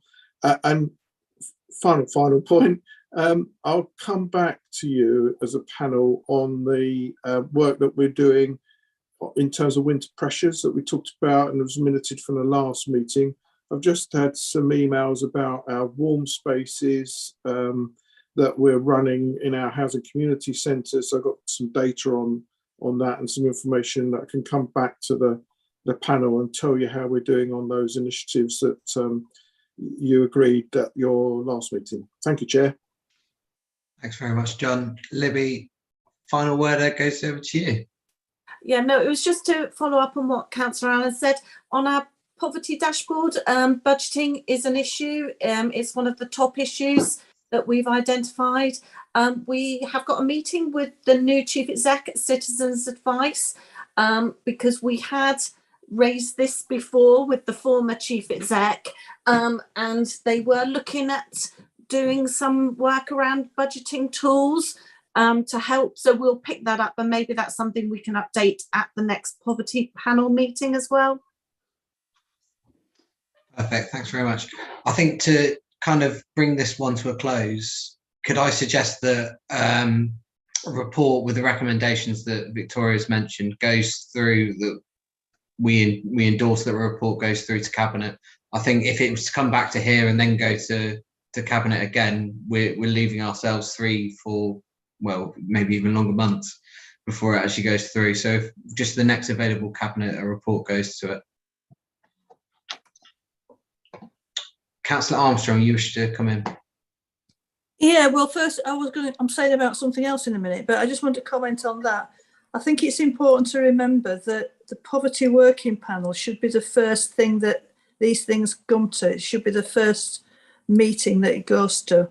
I really do feel that, not just goes to straight. I mean, we should sign it off in inverted commas, first of all, here at the Poverty Working Panel. That's my understanding. And then any recommendations from the Poverty Working Panel then go to Cabinet. That's the right way of doing it.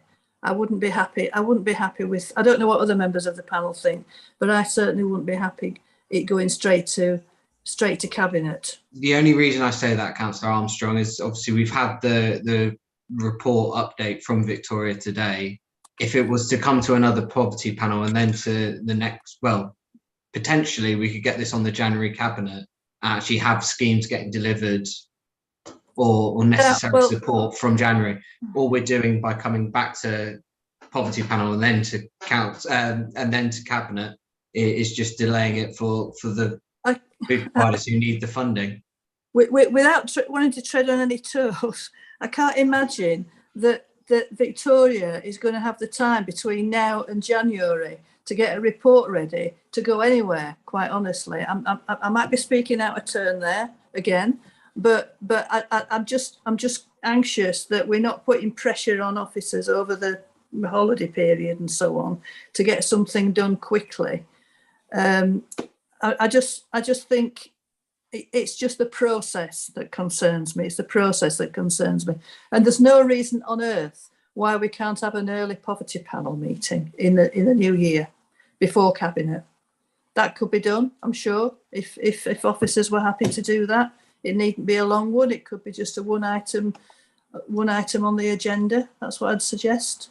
But you're the chair, so I'll leave it with you. But that's my thought. But the other thing, what I was going to say was, I thought that we were going. I know Helen Wareham is on the meeting today, and I thought we were perhaps going to have an update from Helen about the Poverty Action Plan update, and so it's related to that, because I know that there are various teams, departments in the council that we haven't heard from for a long time regarding Poverty Working Panel issues. So, for example, Countryside and Leisure, Environmental Health and Private Sector Housing, Growth, Development and Prosperity, HR and Planning. And I think they're all really important. They all have a part to play in our poverty strategy. And I think it's important that we bring those people in, and that's what sorry, I shouldn't be saying this, but that's what the plan was, to have those various teams come in, because at the minute we seem to be just concentrating, which is vital. I know we're concentrating on the financial aspect, which is obviously important in this crisis we're in now. But I think it's also really important to look at all the other teams as well and just update ourselves on that. And I know Helen's got the spreadsheet, which is really useful, but I think it's always good to have the senior officer to come along and to update us So I don't know whether you've got any thoughts on that, but that's what I'd like to see going forward, if possible. As part of the new renewed service plans for next year, all of the services have a specific section on poverty that they'll be filling out. So that will be coming with the service plans, and then we can then bring in senior officers as and when to talk to the renewed service plans. But they're already on our poverty action plan spreadsheet, and they have been to speak to us, or some of them have been to speak to us before. So it's just a continuation of that. I mean, it's not necessarily they related to the new service plans, because they're ongoing. That, you know, we've already got them. So the new service plans would presumably just be updates. So I would like to see, you know, people. I'm particularly thinking of planning, because, you know, we've got to think about the kinds of houses we've got, the kinds of where we're putting things, the how people can access. That's got great links with poverty, you know, and I think it's just really important that we often will just think of poverty as being financial. It's not just financial, it's about the communities they live in, and it's about how they access services and so on. And as you know, we all, I'm sure we all understand that, but I think it's just important that all our various teams, and I know they're all busy, but just to come every so often to a poverty working panel so that we can ask questions about their strategies and so on. And it's all right having it all written down, but, you know, we need to be able to question what's actually happening on the ground, and are they actually being serious about taking these poverty issues into account? Sorry, I'll bring you in at that point, please. Sorry, what did you say then? I said, Helen, could I bring you in at that point, Oh, please? sorry, Helen. All right. Yes. Thank you. Good afternoon, Councillor Ledger, and thank you, Councillor Armstrong, for raising this. I see it very much as a rolling process of seeing how we're doing against the action plan. So the work I did in the summer and presented in, I think it was October, wasn't it, the poverty panel. So I did manage to turn that spreadsheet into a disability discrimination accessibility compliant document, which I think Sarah shared just a few days ago with you. So that was the update to October, and I have already started working on the next iteration of that process. So in October, we agreed that we do light touch quarterly reviews. So I've contacted all of the service leads asking for updates. I've had a couple of responses already, and I was planning to have something ready to update the panel at, I think it's scheduled for the very end of January at the moment, the next poverty panel meeting. So I agree that's not quite the same as having the service leads themselves coming to talk to the panel, but it's a way of just checking in with all of the services on a fairly regular basis. So not quite every service is included in that, because the action plan didn't identify actions for absolutely every service. But most of the services, and particularly the ones, Councillor Armstrong, that you just mentioned, they are included. So, for instance, planning, my request for an update has gone to Ed Freeman, for example, and all of the service leads are invited to contribute to the section. We had one or two actions that were for all services, so everybody does get a chance to feed into the action plan monitoring to some level or another. So maybe what the panel would want is to look at the next review, and maybe if there are any, sort of perhaps obvious gaps or areas where we haven't had as rich feedback as perhaps we imagined might be forthcoming, maybe that would then be the time to invite a service lead. Yeah. So through you, Chair, when can we expect the next one? I don't remember seeing the thing from Sarah, I must say. I must have missed that, I think, your latest one. But that's my fault. I probably just haven't checked my emails enough. No, we haven't had it. We haven't had. Oh, right. I thank beg you. your pardon. I thought we had sent it out, so I'll follow that up this afternoon. Yes. Oh, thanks. So yes. So how often will you? Did you say we're just going to look at that every 3 months? Did you say? I can't remember now. Well, I think the panel agreed at the October meeting that we'd do light touch reviews. I think on a quarterly basis, and then do a full review on an annual basis. So Right. I suppose the one that I did in October, because that was the first one, we would count that as perhaps quite a full review. I was quite persistent in getting feedback from all of the services. The light touch ones I saw perhaps a bit more as optional for the services. I wasn't seeing myself perhaps being so persistent, and more leaving it up to the services to respond, as they see fit. So Yeah. I sent out a request to them last week. It went individually to each service, so I tailored the request to their own service. And I thought what I'd do is a follow-up in the new year as a reminder, and then give myself enough time to collate it all so that I can share it with Councillor Ledger and the panel in time for the next meeting. Yeah. Assuming that sounds okay to the panel. Yeah, that's, sorry, it's not up to me really, but thank you. That's really helpful. I'm really glad you're doing that, because somebody just needs to keep tabs on what the other teams are doing, don't they? And you're doing a great job with that. So thank you. Thank you. Thank you. For letting Thanks, us. Yeah. Councillor Allen, over to you, please. Yes, I just wanted to comment on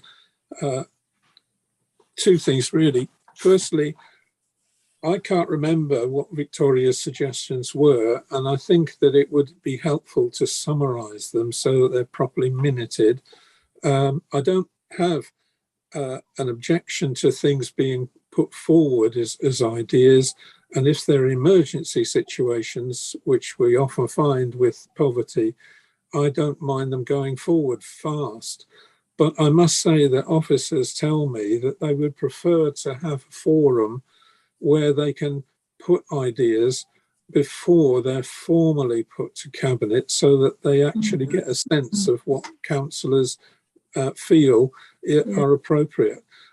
That's not dictating which way things should go. It just gives officers the opportunity to have answers to questions before the grilling that might take place at either Cabinet or Main Council. It particularly is concerning that so many things do not go to the other committees. They go to Cabinet too quickly. Yeah. And it's not just members, it's officers who are saying this. But I would appreciate a summary of Victoria's suggestions so that we can actually vote properly on it, because I mean, even you, Chair, didn't you said you didn't catch them all. I think committees and members are responsible for putting votes behind specifics. Thank you. Thank you. Victoria, we'll come to you next, please. I have just emailed you and Sarah the minutes from the food providers meeting and the update that I got, the notes that I made on the update I got from the food providers to share, because I realised that I did talk very quickly about a lot of things. So they're already there if you want to share them with the panel. Okay, thank you.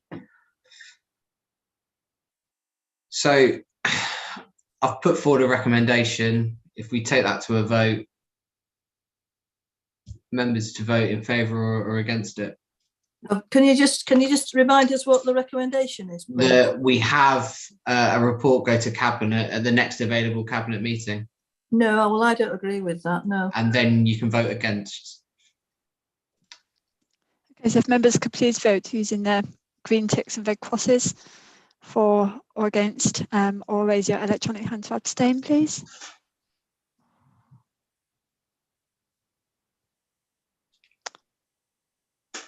Okay, Chair, we have 4 green ticks in favour and 2 red crosses against. So that's passed. So that brings our meeting to an end. So I'd like to thank everyone today for participating, including any members of the public watching online. Can I remind all those present that the supporting officer will confirm when the meeting is no longer being recorded or going live. And until then, your comments will be live to the public. Thanks all. Thank you, Chair. Have a wonderful Christmas. And you.